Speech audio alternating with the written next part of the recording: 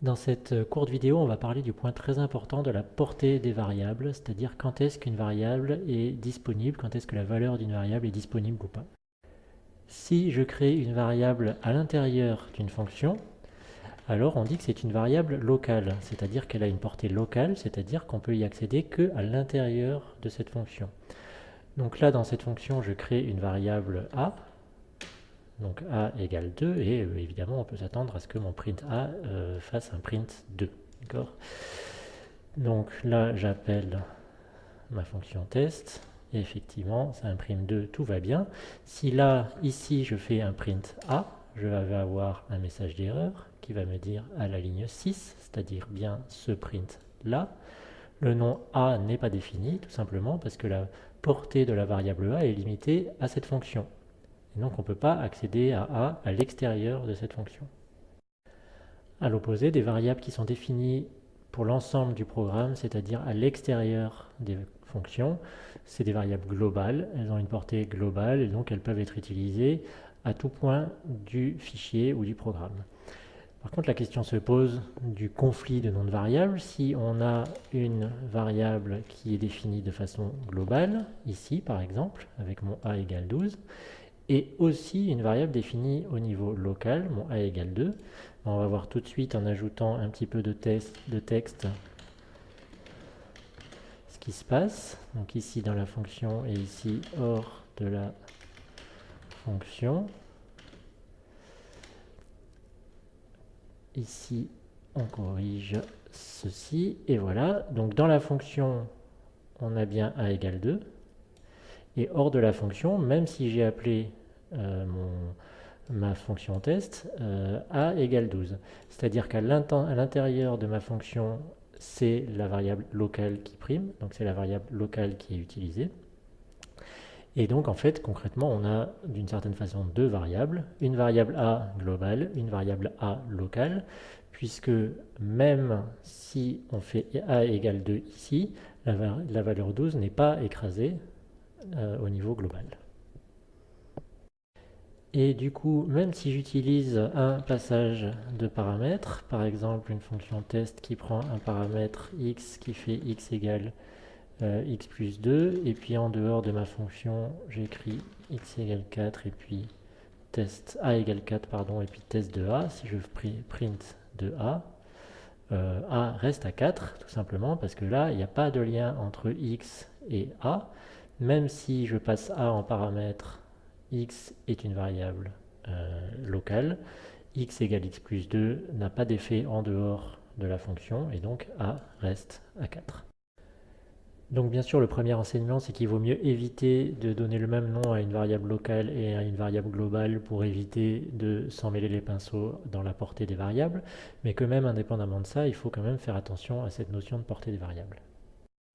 Dans mon cas, pour prendre en compte les modifications de la fonction, je dois mettre à jour explicitement la variable globale. Donc là, je vais faire un return x, et là, je vais dire a égale test de a. Donc là, j'aurai bien 6, c'est-à-dire 4 plus 2. Pourquoi? Donc je passe a en paramètre de ma fonction.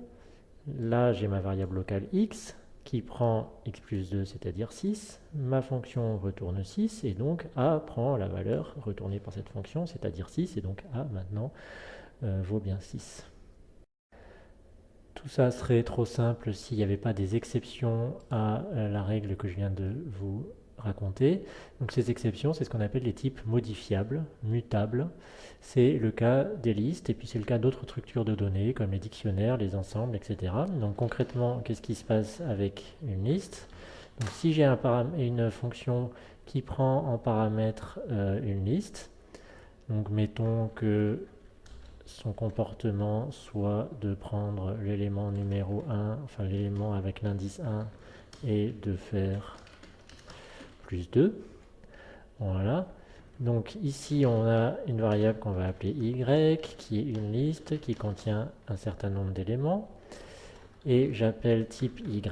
Donc selon la règle tout à l'heure de la portée des variables, on devrait s'attendre à ce que y au niveau global ne change pas. Eh bien, c'est pas ça qui se passe puisque l'élément 1 prend bien une valeur plus 2, de 12 à 14. Donc les listes, les dictionnaires, les ensembles, les objets complexes sont modifiés par la fonction au niveau local. Donc si vous ne souhaitez pas ce fonctionnement, il faut passer en paramètre une copie de la liste. Donc concrètement, avoir deux listes, une globale qu'on va conserver dans l'état et une locale. Donc je conserve ma même fonction, mais je crée une copie. Donc une copie, il y a beaucoup de façons d'obtenir des copies d'une liste ou d'un objet complexe en Python. Une que j'aime bien, c'est d'utiliser l'opérateur de conversion. Donc on a une liste, on a déjà une liste, mais le fait de faire une conversion d'une liste avec la fonction liste crée une copie en pratique de cette liste. Donc on a une copie de cette façon-là.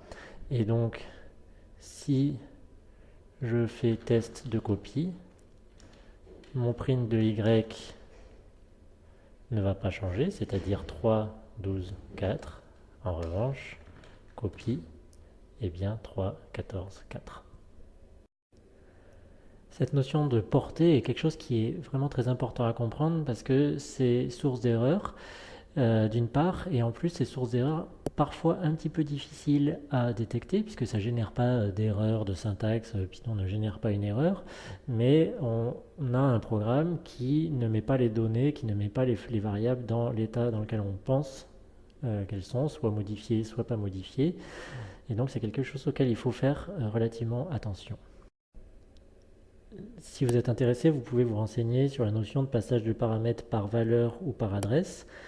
Par valeur, c'est le cas des types simples pour lesquels une copie de la valeur de la variable est passée en paramètre et donc la variable globale n'est pas modifiée. Dans le cas des types structurés complexes, comme la liste, c'est un passage de paramètres par adresse, c'est-à-dire que ce n'est pas la valeur mais l'adresse sur la machine qui est passée en paramètre. Et donc si on modifie la valeur à l'adresse, la valeur globale est modifiée elle aussi.